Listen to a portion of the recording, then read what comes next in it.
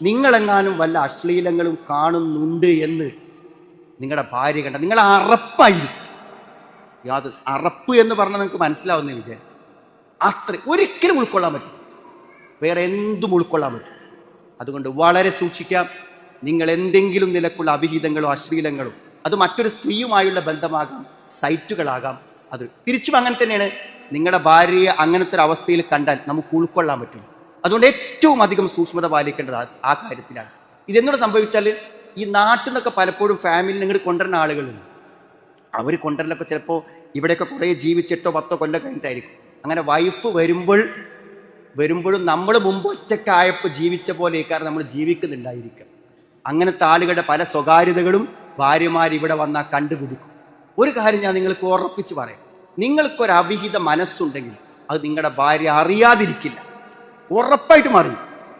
ഇനി അങ്ങനെ ആരെങ്കിലും അവിഹിതങ്ങളുള്ള ആളുകളുടെ ഭാര്യമാരത് കണ്ടുപിടിച്ചിട്ടില്ല എന്ന് എൻ്റെ ശബ്ദം കേൾക്കുന്ന ആരെങ്കിലും വിശ്വസിക്കുന്നുണ്ടെങ്കിൽ ഞാൻ പറയുന്നു, അവൾ നിങ്ങളോടത് പറഞ്ഞിട്ടില്ല.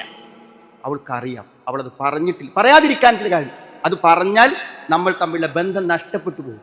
അതുകൊണ്ട് പറയാതിരിക്കുന്നു ഒരു തീർച്ചയായും മനസ്സിലാവും. ഒരു വികാരം തോന്നുന്ന ഒരു മുഖഭാവത്തെ പോലും തിരിച്ചറിയാൻ ഭാര്യയ്ക്ക് പറ്റും. നിങ്ങൾക്ക് വൈകാരികമായൊരു മനസ്സുള്ള സമയത്ത് നിങ്ങളുടെ മുഖത്ത് നിന്ന് വായിച്ചെടുക്കാൻ നിങ്ങളുടെ ഭാര്യയ്ക്ക് പറ്റും. അതുകൊണ്ട് ഒരിക്കലും അവൾ അറിയാതെ നിങ്ങൾക്കത് ചെയ്യുക സാധ്യമല്ല ജീവിതത്തിൽ. മാത്രമല്ല, അവിഹിതമായ എന്തെങ്കിലും ബന്ധങ്ങളുള്ളവർ അതിനനുസരിച്ചൊരു അകലം ഭാര്യയോടുണ്ടായിരിക്കും. അതിൽ നിന്ന് തന്നെ ആ സംശയം അവൾക്ക് മനസ്സിൽ വരും. അതുകൊണ്ട് എന്തെങ്കിലും ഉണ്ടെങ്കിൽ സുഹൃത്തുക്കൾ ഒഴിവാക്കുക. പടച്ചവനത്തേക്ക് പോകണ്ടേ, നമുക്ക് അള്ളാഹുവിൻ്റെ അടുക്കിലേക്ക് പോകണ്ടേ?